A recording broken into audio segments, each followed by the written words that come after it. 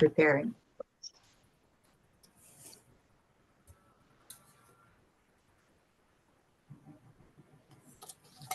Okay. We're live.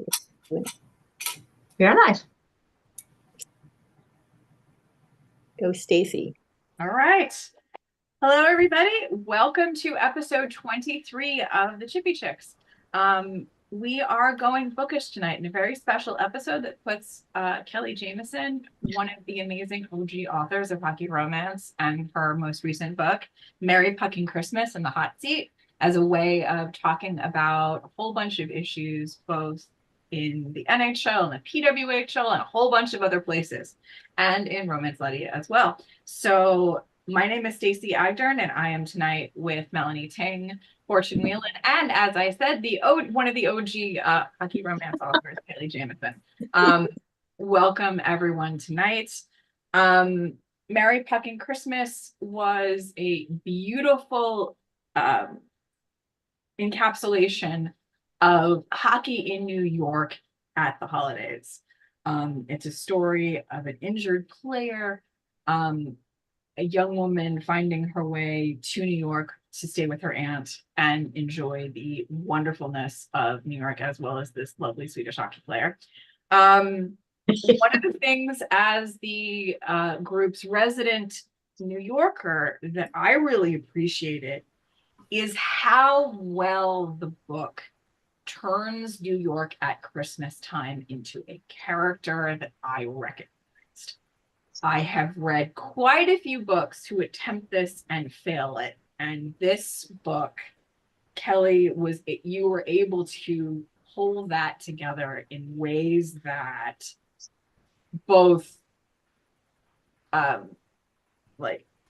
make the city feel real and reachable and just beautifully active. Talk to me about how this process went, how you turn New York at Christmas time into a character of its own.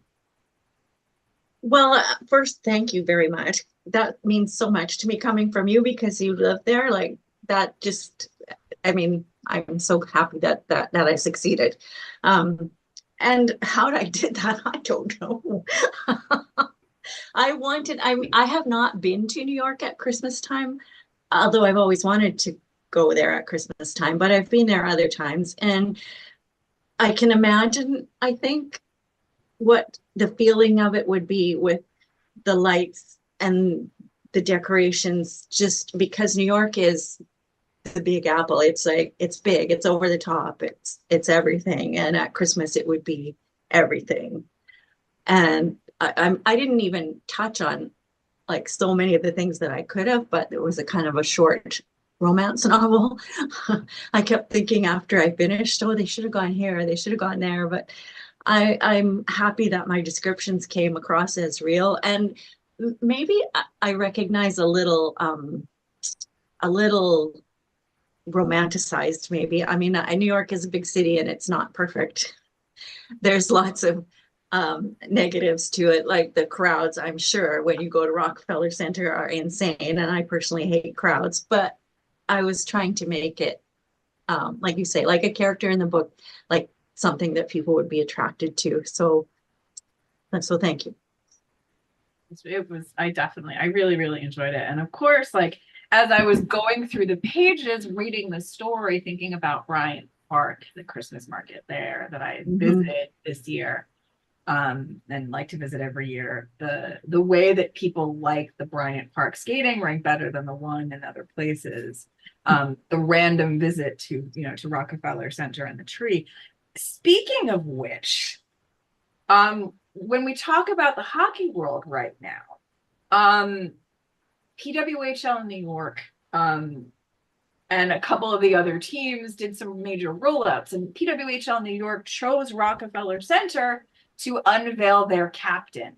I think Montreal unveiled their captain at a Cirque du Soleil event. Have we been paying attention to the PWHL? Have you been watching the games? I know they're on Sportsnet, but I don't know if they're beyond the East Coast. Have you guys been paying attention? Have you been watching? What do you guys think so far? I haven't watched. other than coverage on Sportsnet. Yeah. And other news and on social media. But it seems like people are going to the games, like people are really into it. And I'm like just hoping, fingers crossed, that they got it right this time. And it seems like it's doing really well. Yeah, I haven't watched any games either, but like I see it, like I'm not on Twitter, but I'll see snippets of it everywhere. Like they were breaking attendance records, bar down, and like TSN is really pumping it up. I just saw like the highlights are incredible. But like, you know, I live in Calgary, like women's hockey is a big thing here anyway, right? Like, so I'm really happy that people love it because it is like, it's just like in the WNBA, like the women's, it's like it's faster, they're smaller, there's more finesse. Like it's not all just brute force and ignorance. So and they're just like, even like women's soccer, I find is more exciting. I don't know, we just do it right. I think I'm happy. Yeah, it's been really good, and it's definitely more accessible, I think, in a lot of ways. I like also the fact that they have the games on YouTube. Not only the streaming services, but also like terrestrial television streaming services, and then certain local networks, but also YouTube. So like literally, like I could be like could be watching like a game on the television and then have the YouTube on with the women's game on, so that I can watch both at the same time. I watched the first game, but Yeah. it wasn't a very good game, actually. It's kind of one-sided, so that was bad. But I follow them on Instagram, I guess, and it's nice because they show a lot of highlights, and it's nice to hear about the record-breaking numbers that they've had for attendance in games. And in the group that I think we're in the sin bin, a lot of people have been going that said they were interested in going to games, and other people have said they couldn't even get tickets in the Toronto area because they've been sold out. So it sounds. Who do you follow on Instagram? The league? Yeah, I follow the league, and I follow. I'm just going on Japanese player. Oh yeah. No, I'm excited. Oh yeah. She's playing for Buffalo, for Ottawa. Ottawa, yeah. Ottawa. I first saw Buffalo. Yeah. But, that's awesome. No, I love it. I love that this is happening. I love that people are watching, and I love the excitement around it. I will admit that I did not watch very much of the first game. I think one of the things that they are working on in terms of my own personal are the commentators. I like the fact that the commentators are starting to like get to know the teams. Like Alexis Pearson, who does the Minnesota broadcast, is fantastic. She called a bunch of the games in the NWHL or the PHF, depending on the year in question. So it's really good to see her input and sort of the way that she called the game. But the broadcasters, I think, are getting better. They're getting sort of more accustomed to the game and the teams. But speaking of the broadcast I watched was really good because it was all women on the panel. Yeah. Like 4 women on the panel. Yeah, I noticed that it seems to be like male coaches, but there's some female assistant coaches. I don't know if there's a female head coach too, because I haven't seen all the teams. Sure. But I was just really impressed that everybody from the on-ice person to the people calling the games were all women. So that was great. Montreal, I know Montreal has a female coach. Do they? Yeah. I don't know about the other teams. I know New York does not. But Toronto, I don't think does either. But yeah, like they've showcased the Montreal coach a lot in different circumstances, because I think she was also at some point part of the Pittsburgh system. So like it's a whole thing, and like so. But speaking of other things that happened on New Year's Day, did we watch the Winter Classic? Have we been paying attention to the event games?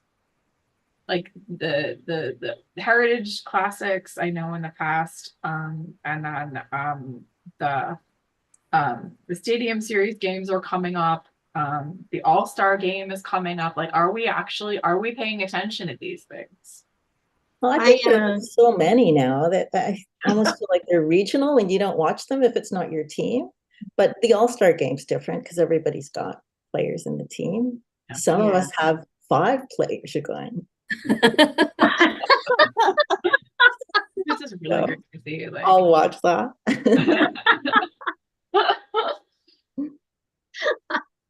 I didn't pay close attention to the New Year's Winter Classic.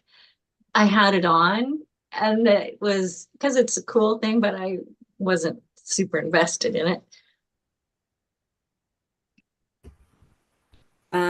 No, I haven't watched the Winter Classic in a long time. Not since they only had it like once, like once a year on Yeah. like Boxing Day or something. Yeah, like I said, it's just like I don't know. It's to sell tickets, whatever. But yeah, not my favorite.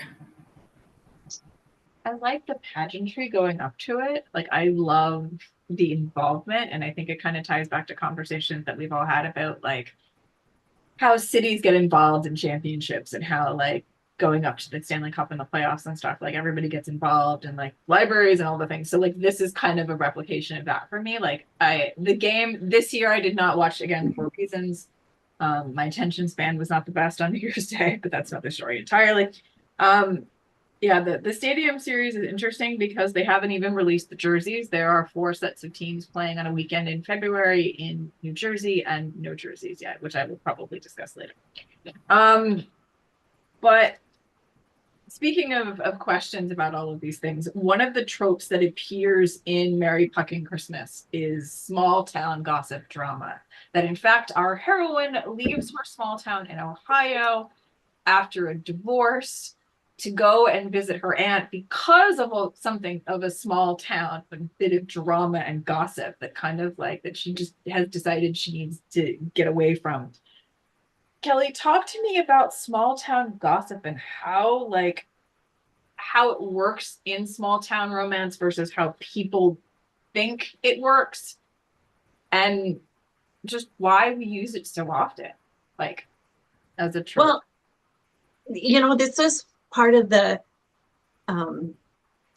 idea for this story was to kind of reverse the tropes that we quite often see in the Hallmark Christmas stories, those kinds of stories where the big city girl comes home to the small town for Christmas and usually runs into an ex that maybe they still have feelings for each other. There's still something there and strike something up again. And so I flipped it completely the opposite. So I don't write small town romance. I'm a city girl. I did grow up in a smaller city, so I kind of know about how everybody's in everybody else's business and everybody knows everything that's going on and talks about it and almost seems to enjoy when someone else has some kind of misfortune, which I shouldn't generalize like that because there's lots of community and relationships in small towns the same as there is anywhere.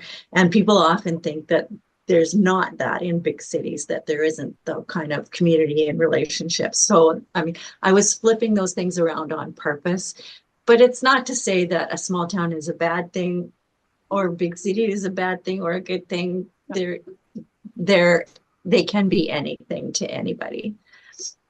Is that a cat? Yes. Oh. Like that. Hello. Hi. We have a special guest. Danica couldn't be here, so my cat is going to Well, can I just say, I thought it was like the most hilarious, just like the little funny details you wrote, like, just like lifting her like box of wine away from the cashier, or like, I was like, that must be a big box. Usually they're like this small, like 1 liters. And then, like the whole like hitting his new girlfriend's car. I was just like, oh, this is priceless. Because I live in a small town and like I know it's Canmore and everybody knows about it. But like for like locally, it's still a really small town. Yeah, I like that. I liked it too because I love cities, and I thought, oh, that's really nice because it can get sort of tight and judgmental sometimes, like in a small community, not necessarily the size of the town you're in. But I thought, who wouldn't want to go to New York? Yeah, like, I mean, the story that I will tell is that I worked in Grand Central for a period of 10 years, and I cannot even tell you how many people from my small town in suburbia showed up and were like, oh my God, because of course, like one of the mythologies about small towns and big cities really is that like big cities aren't anonymous places. They're just full from everybody that you know from back home. Like literally, or they are their own small towns themselves. Like friends of mine talk about like, you know, which is one of the things I loved about your portrayal of New York. Like everybody, it's, you know, that neighborhood, like everybody knows each other, even in that small stretch of building. Like the doorman pays attention, like, you know, all of the things, like, you know, all the things you see in small town gossip, you see in big cities, but on different places. You just have to, you know, the myth of the mythology of the bodega, the corner store, you know, is right. Yeah. exactly one of those things. Yeah. Like it's, you know, you just cannot get away with, like, you know, it's community and creating community and how that community is created and what happens within those contexts and within those people, like within a group of people. You put a group of people together for an extended period of time, and lo and behold, you're going to get drama, gossip, or something. Like, right, exactly. Just, you know, it's going to happen no matter what. You know, no matter what, like people say, like, you know. Again, reminds me of the conversation a couple of years ago with the NHL, where they were like, no drama, just hockey in the NHL. You know, I think it was an advertising campaign or something to that effect. And of course, you know, as we look at the goings on in hockey over the last couple of months in the NHL, there have been scandals and drama and issues within that we all know about and need to discuss, involving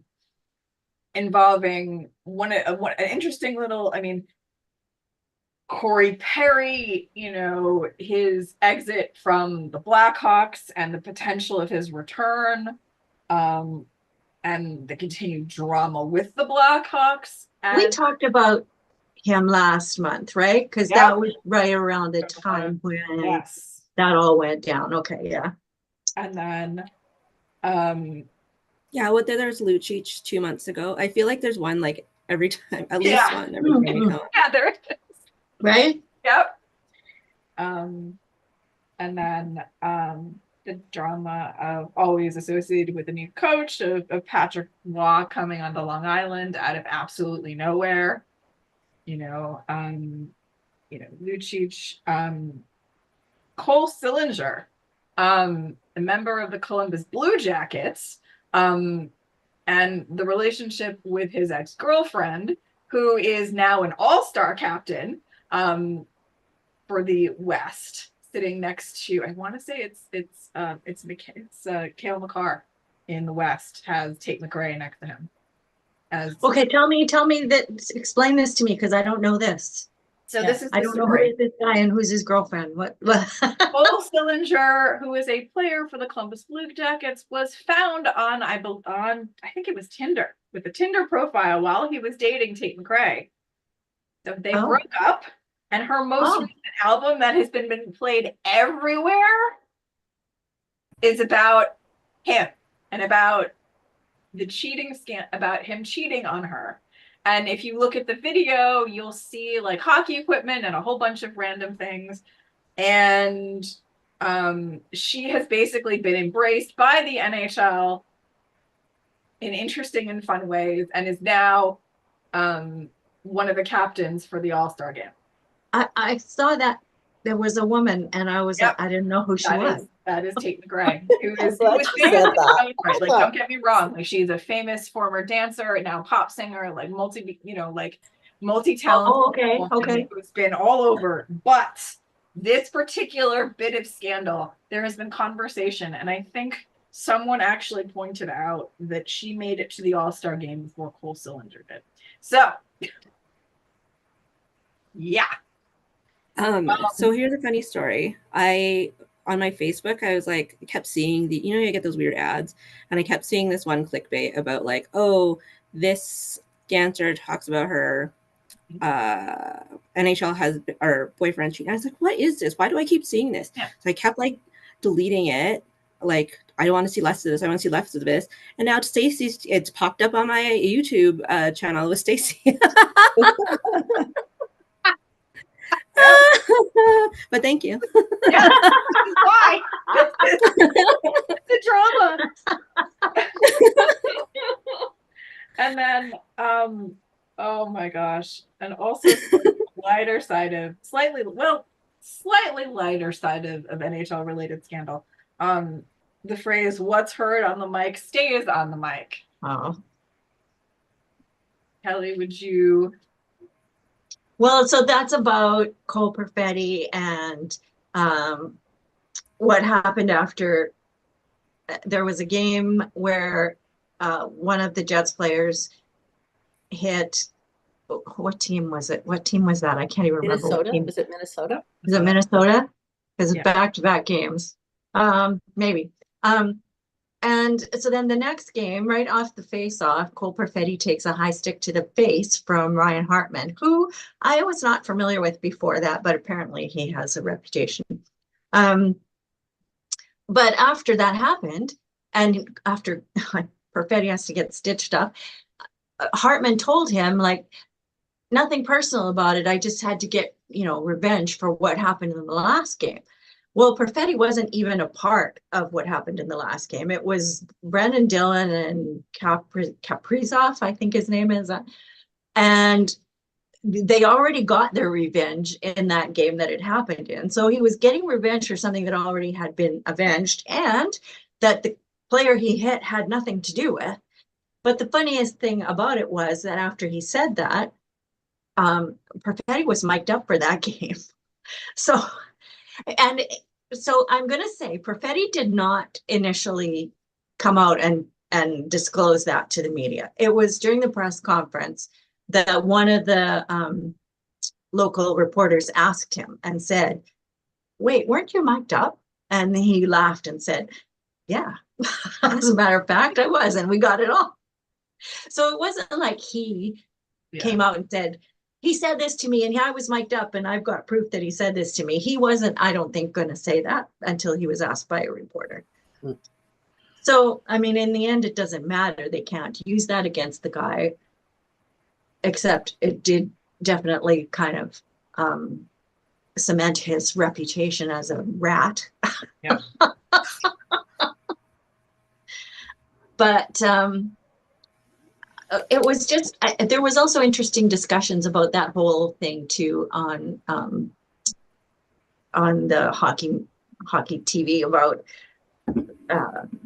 should that have happened? Like, should he go and high stick another guy in the face who wasn't even involved in the original incident?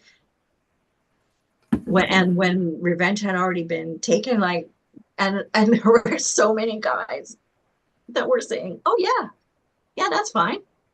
Like, I don't get that and the other thing that seems to happen is there's like fights after hits that are clean.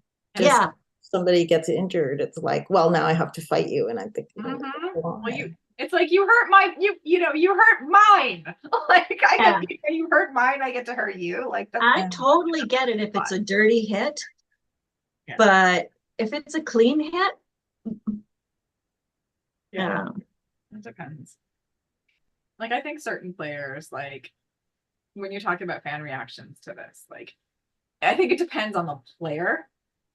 Like, if it's a clean hit from a player with a reputation of being dirty, people are people are more interested in seeing that player get like slammed.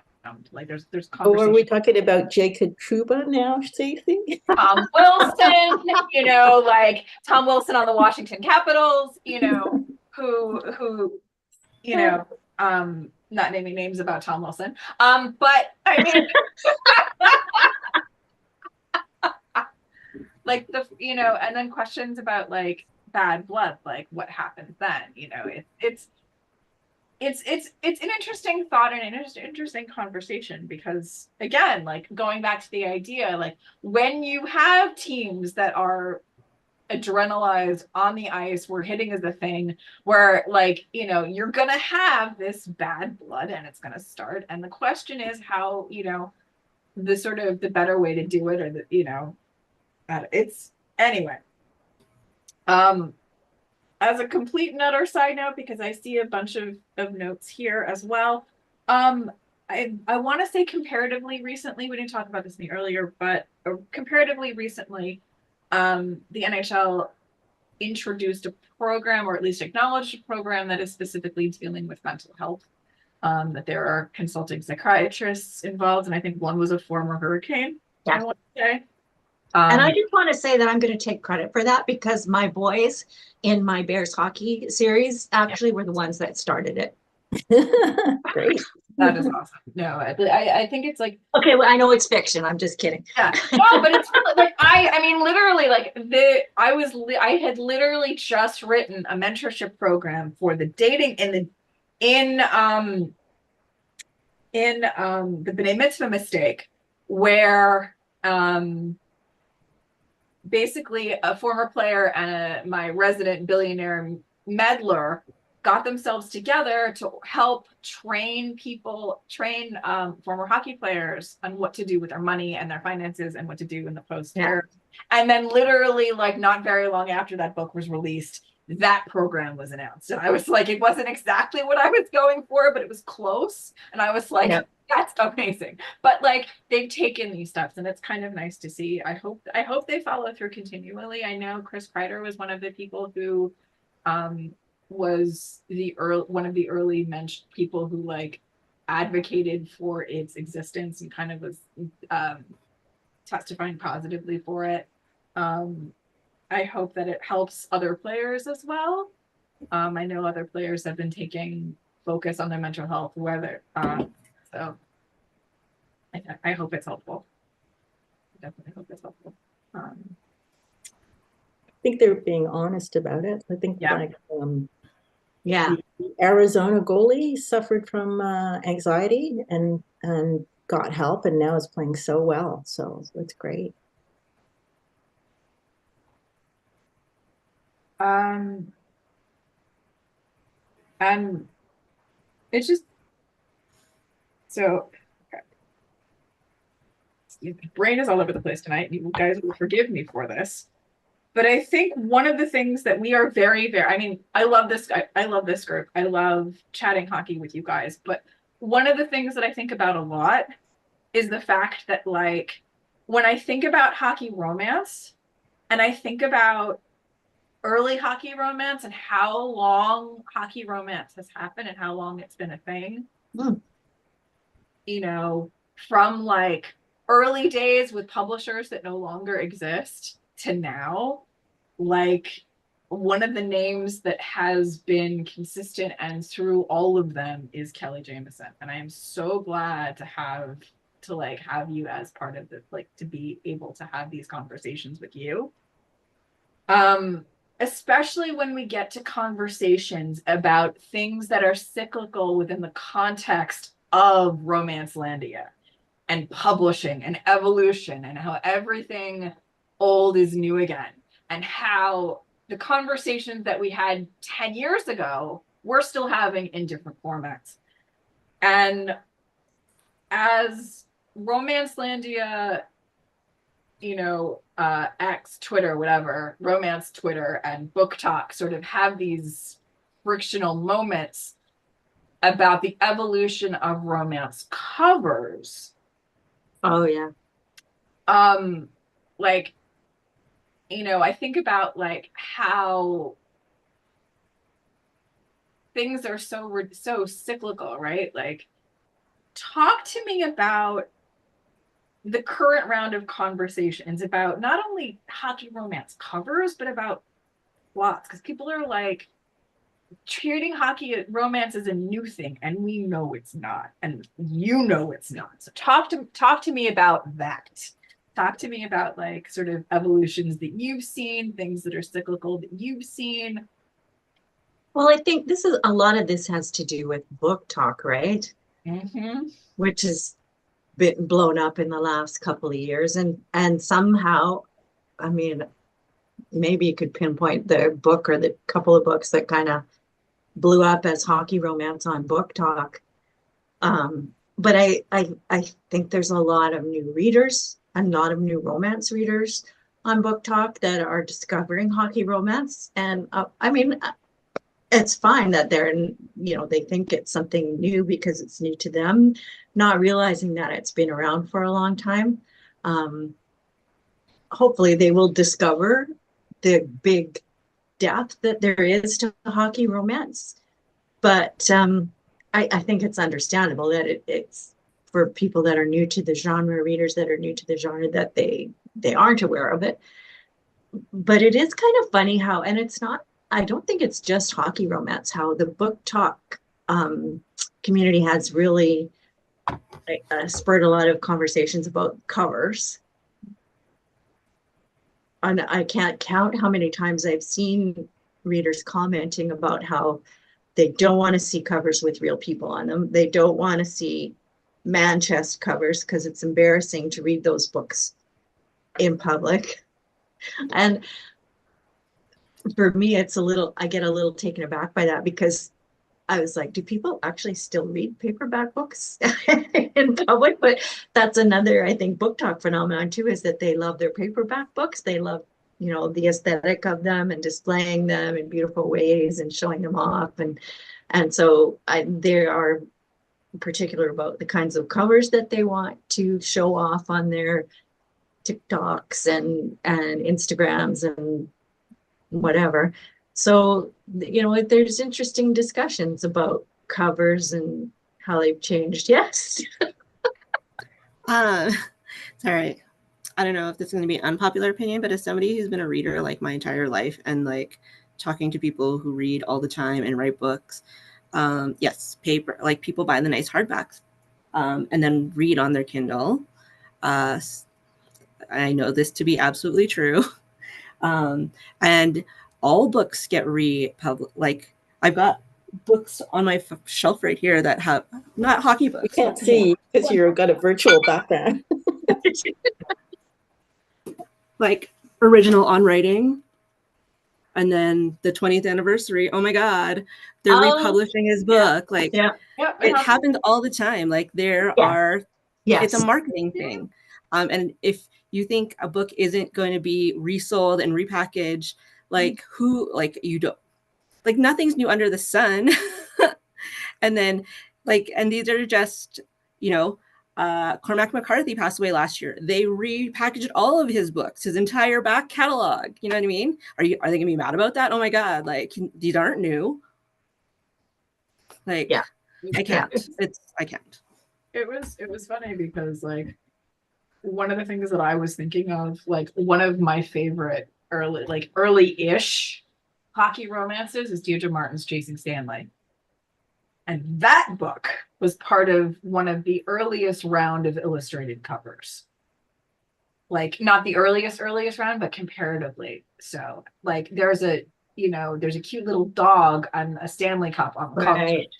And I look at it and I'm like, okay, so here we are back again. But again, it's cyclical. But I think at that time too, illustration conveyed maybe a romantic comedy, like a sort of a lighter, because I remember I picked up one of my first illustrated romances, I think, and was Tessa Bailey, and I was like, whoa, there's nothing funny here. It's just sex. I was expecting that when I looked at the cover. I thought it was going to be a lot different. That's another part of that whole discussion, right? Is what kind of promise does the cover make? And so for those of us who've been around for a long time, and we look at those cute little illustrated covers and we think that's going to be a cute, sweet little romance, but not necessarily anymore.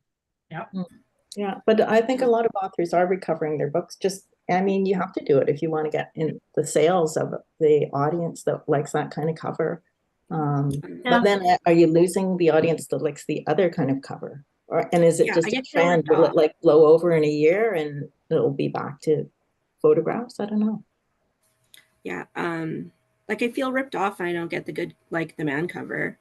I don't want to read a book in public with flowers on the front called Deal with the Devil. They're not even they're not even really, and they're not creative. They're not artistic. They're just, you know what I mean? When they're I want to see the naked chest. I want to see this is why I'm buying the book for the guy, I guess, or the girl, or whatever, like, than the story and falling in love. If I want flowers, I will go buy some. I have a subscription for flowers from the flower store. Yeah. Well, especially a Yes, I hockey know. moment, like you're buying a book about a main character who is an athlete, like that's a lot of the appeal of the story. And so a cover that's got like a cute little cartoon or flowers, like you say, doesn't really convey that. Yeah. There was a period of time in the wake of something. I don't remember what it was. I was still working at the bookstore at the time, and like one of the like Allura's Cave like moved into mainstream romance, erotic romance writers had released a series of books in trade paperback, and literally the covers were fruit salad. If you put the covers together, you would end up with a fruit salad, and I'm not even kidding. It was like grapes and like, but they were all suggestive fruit, but they were all still literally fruit on the cover. It was like, okay, but like literally like, you know,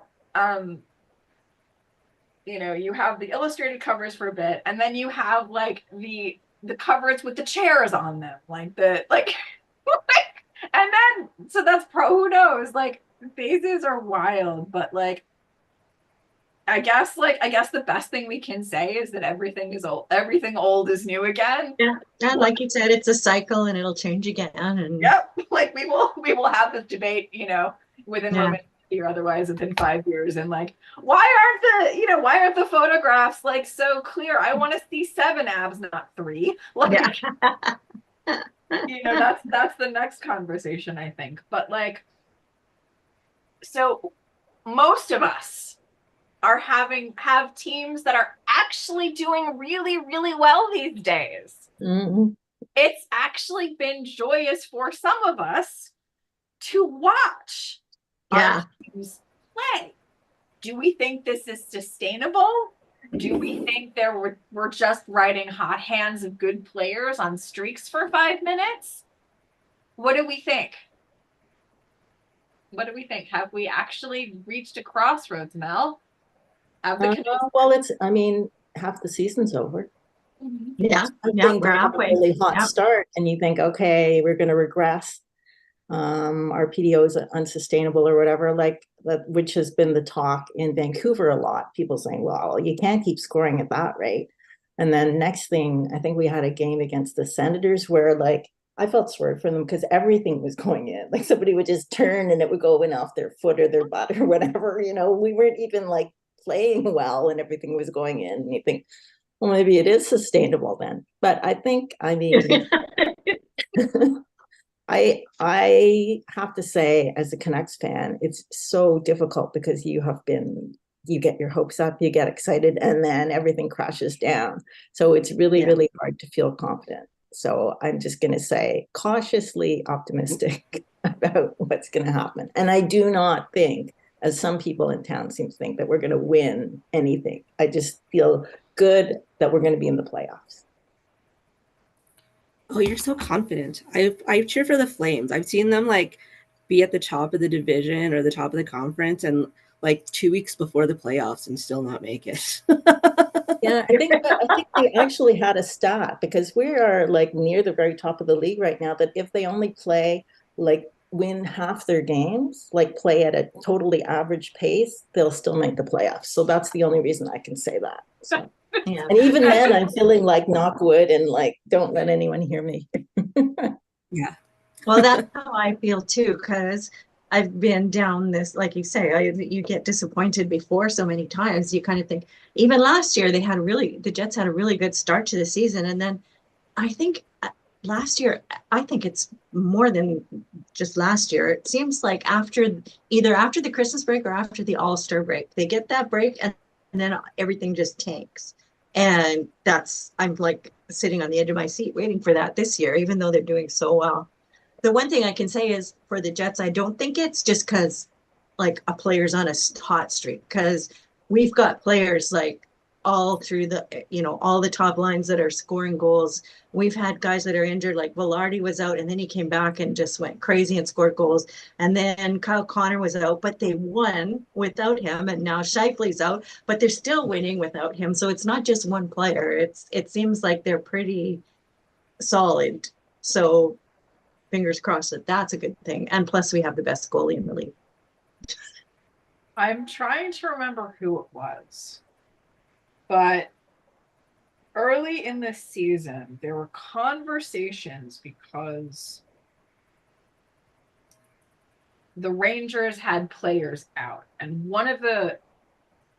someone went and found statistics. I think it might have been Ryan Mead, who is a blogger, podcaster, erstwhile fan, and I think he found statistics that were basically like, when you have players who are good who are out, the rest of the team, if they adjust to fill those spaces while these players are out, have better success in the long term once these players come back. Right. So like, it goes exactly to what you were saying. Yeah. In terms of like guys being out, like the fact that like you can lean on other players who are developing really quickly. So I have to find the statistic, but there are actually statistics about this. Like it seems like random and like, like obvious, but like there are actually statistics about this. Trying to think, brain is all over the place tonight. But I am already sitting and thinking, my God, like, no, it was not sustainable in my case. I think one of the things that is very, very hopeful right now is the fact that the Rangers won a whole ton of games in the first part of the season. And so we do have a pretty high record. I am hoping that it does not come down to the very last game of the season. And then his one particular season that happened and we lost to the Flyers and that was the end of it. So who knows? I'm hoping like either the All-Star game or something will like get everyone's mental like key back to life so they can like, because there's a lot of like, God, Lafreniere can't buy a goal right now. Like I feel so bad for him. Like, but so we'll see. It would be nice. It would be nice to have sustainable awesomeness. But speaking of sustainable awesomeness, one of the many other things that I loved about the book, Kelly, were those Christmas suits and the conversation about those. Oh, yeah. We've had. Can I just interrupt? I have one question. Because I know you're going to get into a whole thing here, Stacey. Well, I would like to know what Swedish hockey players people were thinking of when they read the Nils character. Did you have somebody in mind? Because I did. Fortune, were you thinking of anybody in particular? Well, hang on. I'm just grabbing the cover. Because he looks, I don't know about you, Stacey, but he looks pretty familiar. I feel like he looked like an ex-Ranger. Yeah. An ex-Ranger who is very famously unattached. Is that who it is?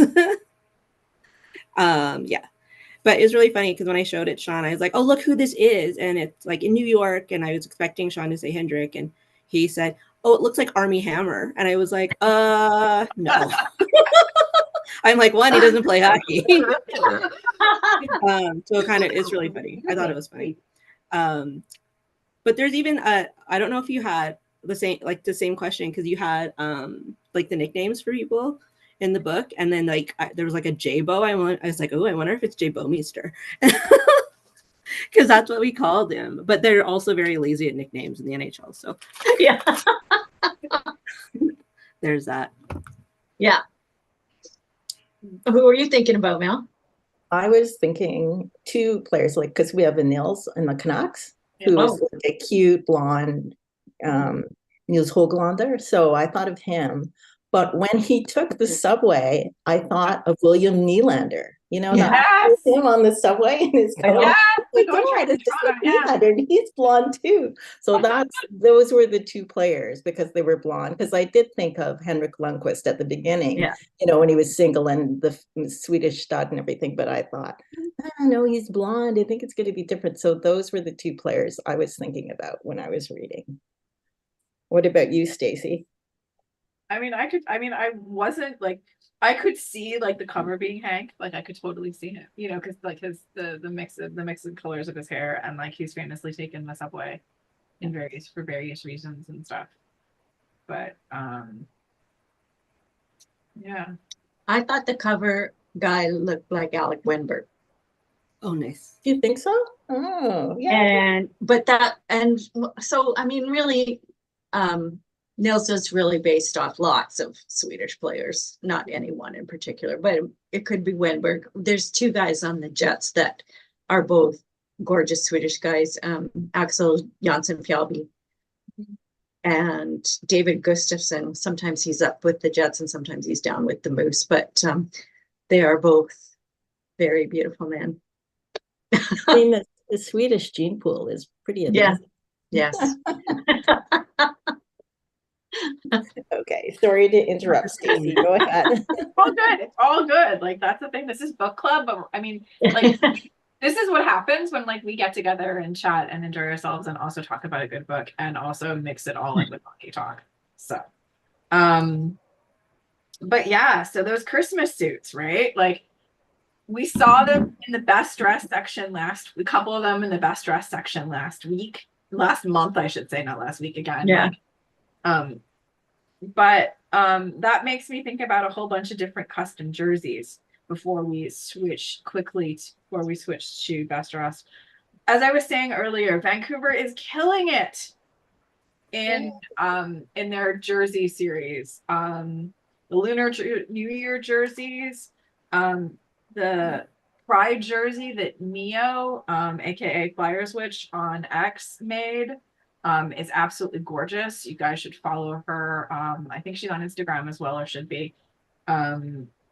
She is amazing and just really brilliant, and the jerseys are beautiful. So, and the way that they're getting around, not being able to wear them on the ice is kind of fantastic, and I love that. Excuse me. Do we like the All-Star jerseys at all? I guess they're what Justin Bieber designed them. Is that right? Yeah. They're very like graffiti inspired, I think. I mean, I don't mind them, but I don't actually. hate them. Yeah. Yeah. There. Yeah. No. Fortune's going no. I haven't seen them. I don't know. I think I said this last year. I'm really sour on like All-Star game generally. Yeah. I think it'll be better. They are going to do the team selection, like when you pick the teams. Draft, yeah. So Yeah. hopefully they'll be drinking too. So I hope so. I hope they're alcohol. It's just interesting, like that. Like, I guess I'll talk about it in my wildest thing, which I guess we'll do now. Okay. We'll switch to wildest thing. did you want to show the suits or not? Do we want to do wildest thing before best dressed, or do we want to do best dressed first? I don't know. Like, we're just talking about suits. Yeah.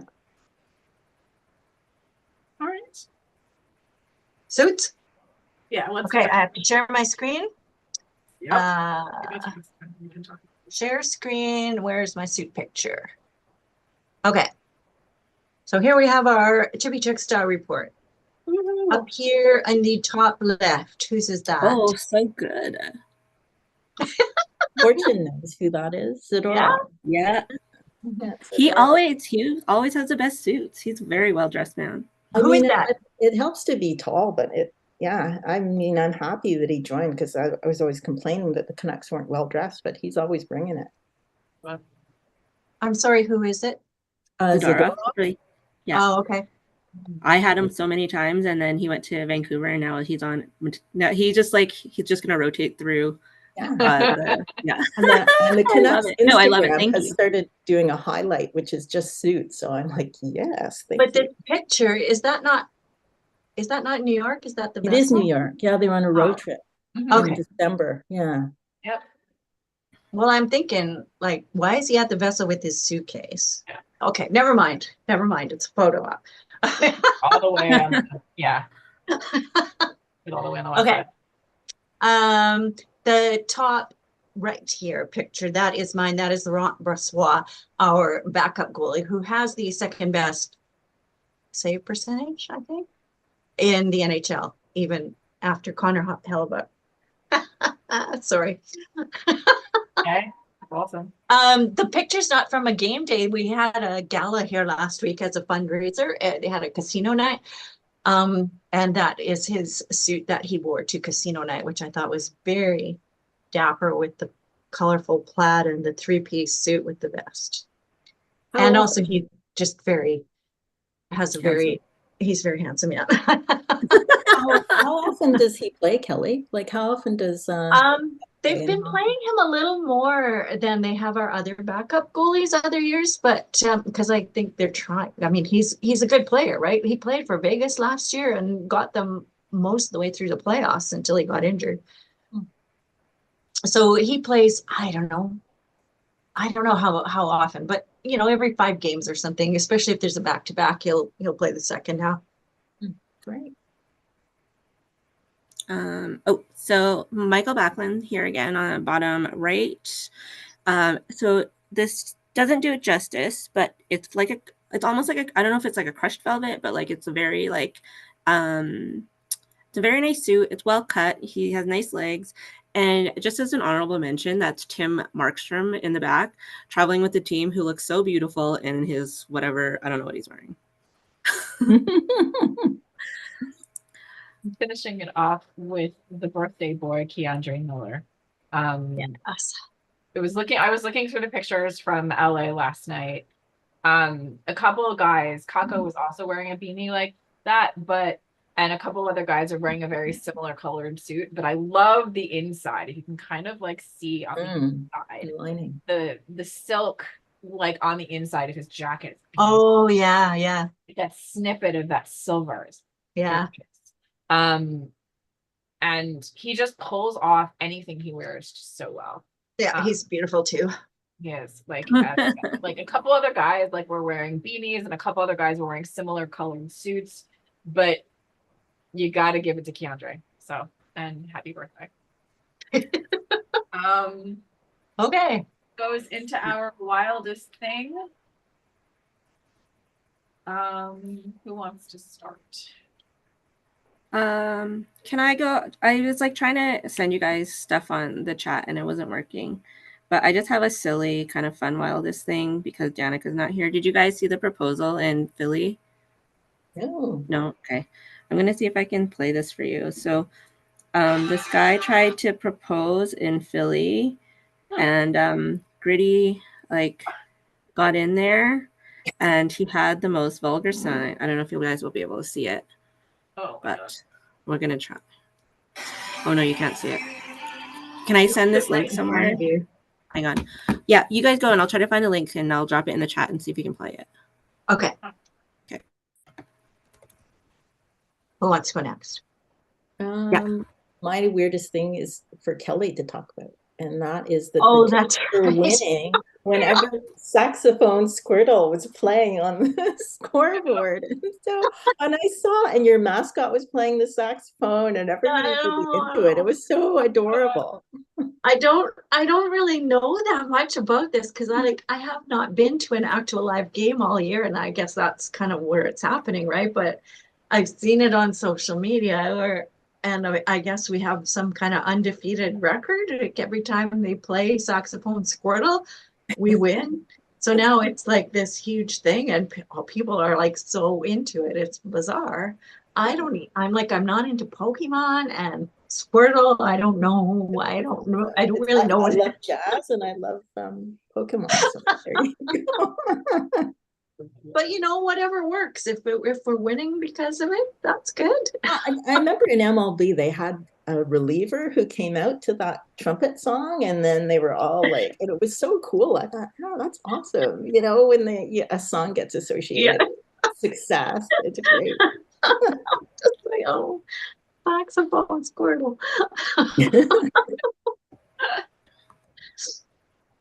Okay, I'll do mine.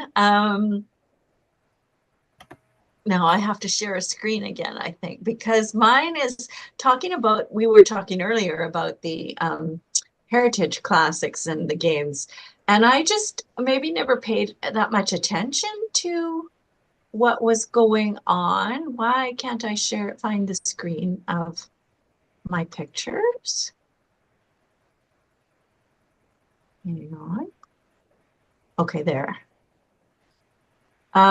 Like, how long has this been going on where they wear these strange outfits before the Heritage Classic game? Like, these are the Flames are here on the left side, sorry, dressed like oil rig workers as they come into the game, and on the right hand side. Where's Oilers? Oh, those are the Oilers. Yeah. I'm sorry, and the Flames are on the right side, dressed as I'm not sure what. Are cowboys or farmers or something? And then there's other ones from the New Year's. The Kraken big. Yeah. Ones were Hang on, I'm going to share that screen too. We have the Kraken dressed as fishermen carrying fish. Well, they're the guys at the Pike Place Market that throw the fish. Yep.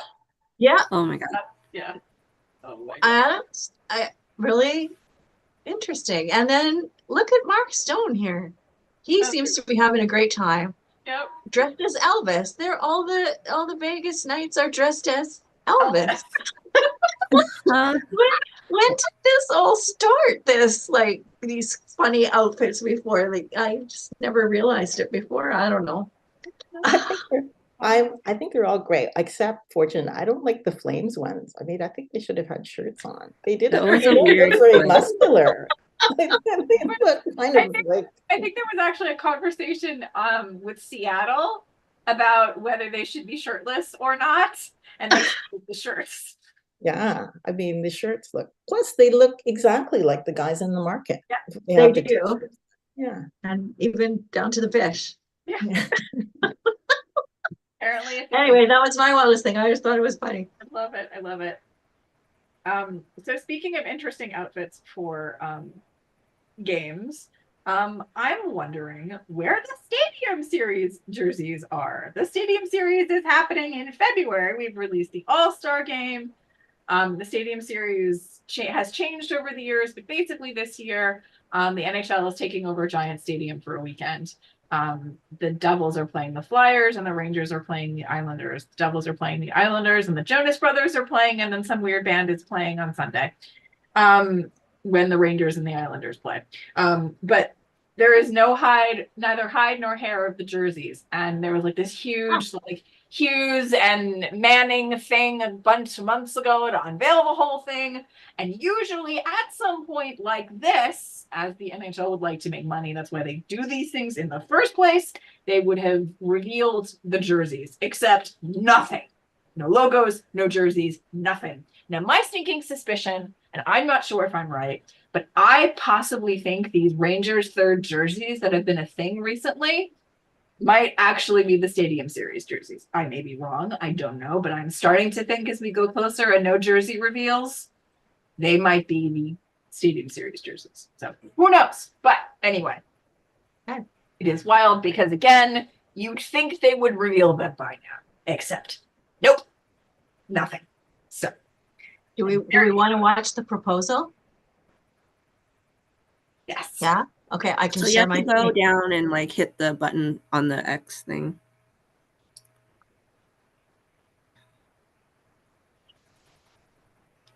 I hope it plays. You see it on the big screen? Yeah. Yeah. Okay. Oh. Danielle. Oh, another. Oh, wait, hold on. It's a sign. Oh What? my It says mine's bigger.